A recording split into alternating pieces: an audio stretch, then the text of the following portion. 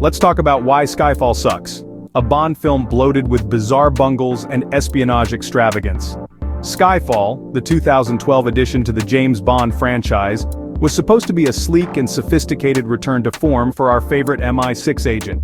Instead, it's a bewildering blend of over-the-top action, dubious plot twists, and a villain with a hair care regimen as terrifying as his schemes. While critics might hail it as a masterpiece, let's be real. Skyfall is a bloated mess of espionage cliches, logic-defying escapades, and enough absurdity to make you wonder if Bond's real mission was to see how many times he could make the audience roll their eyes.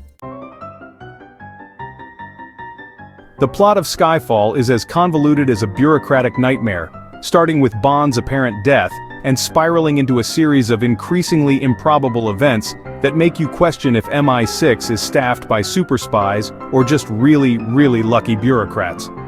After being presumed dead, Bond reappears just in time to thwart an attack on MI6 headquarters, an act that's less a heroic comeback and more a convenient excuse to show off some fancy explosions. The story then lurches from one exotic location to the next with all the subtlety of a drunken tourist on a budget cruise. Bond's mission to track down the cyber-terrorist Raul Silva takes him from the skyscrapers of Shanghai to the neon-soaked casinos of Macau, and finally to the rainy moors of Scotland.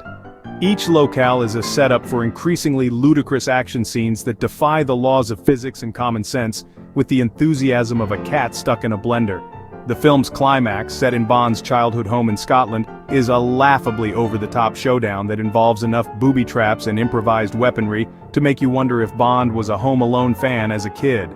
The final confrontation with Silva is supposed to be a tense showdown, but it often feels more like a particularly violent game of hide-and-seek, with the added bonus of explosive pyrotechnics. Daniel Craig's Bond is a mix of grizzled veteran and reluctant hero. A man who's supposed to be haunted by his past but often comes off as someone who just really needs a nap. His portrayal of Bond as a brooding, borderline alcoholic with trust issues might be compelling if he didn't spend most of the film alternating between pouting and punching people with the enthusiasm of someone who's just realized they left their favorite pair of sunglasses in a taxi. Judi Dench's M is supposed to be the stern, no-nonsense head of MI6, but she often feels more like a particularly strict school principal who's just realized her star pupil has been cheating on his homework for years. Her relationship with Bond is filled with strained conversations and awkward pauses that make you wonder if they're more dysfunctional family members than colleagues in an elite espionage organization.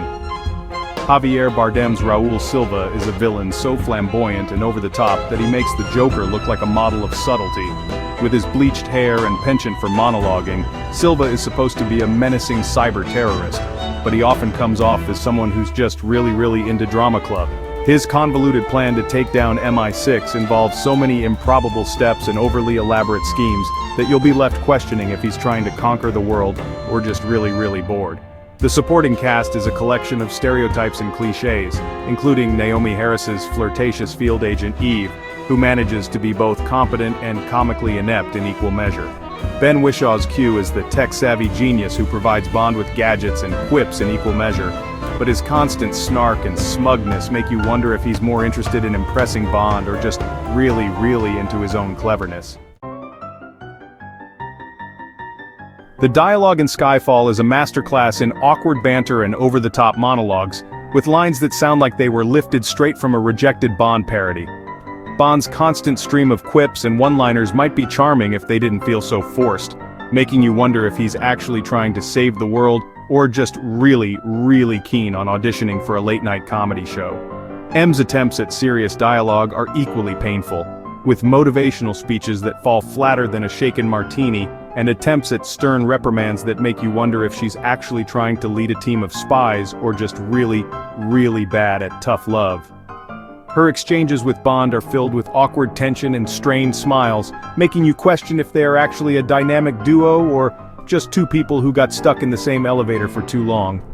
Silva's monologues are the pinnacle of villainous absurdity, with speeches that are so long-winded and melodramatic that you'll be left wondering if he's recounting an epic saga or just really into hearing himself talk. The film's attempts at dramatic dialogue are so heavy-handed that you'll be left questioning if the writers were aiming for a serious spy thriller or just really bad at subtlety. Action sequences, a frantic frenzy of farcical fisticuffs. The action sequences in Skyfall are a dizzying blend of chaotic choreography and CGI absurdity that make you feel like you're watching a particularly violent episode of Looney Tunes. The film's various battles and chases are filled with improbable stunts and ridiculous set pieces, turning everyday objects into weapons and vehicles in a way that's more confusing than cool. The infamous train fight scene, where Bond and a henchman battle on top of a speeding train, is supposed to be a thrilling spectacle. Instead, it feels more like a poorly rendered video game level, where the objective is to cause as much chaos as possible without actually making any sense. The film's reliance on improbable stunts and physics-defying action makes the stakes feel so low that you'll be left wondering if they're fighting for the fate of the world, or just really into showing off. The final showdown at Bond's childhood home is a mess of flashing lights and digital effects that looks more like a particularly trippy fireworks display than an epic battle between good and evil. The fight scenes are so filled with random explosions and improbable gadgetry that you'll be left questioning if the characters are actually fighting or just really into blowing things up for fun. Special effects, a visual feast of fumbling fantasies. The special effects in Skyfall are a mix of impressive visuals and laughably bad CGI that looks like it was thrown together by a team of animators who got lost in Silva's underground lair and had to finish their work on a deadline. The film's various depictions of exotic locations and elaborate set pieces are filled with flashy effects that are meant to wow the audience, but often come off as a distraction from the film's flimsy plot and wooden acting. The CGI is particularly jarring in the scenes involving Silva's high-tech hideout, which looks more like a rejected set from a low-budget sci-fi movie than a fearsome lair for a world-threatening villain. The film's reliance on special effects to tell its story often feels like a crutch, with the flashy visuals doing little to mask the film's many narrative shortcomings.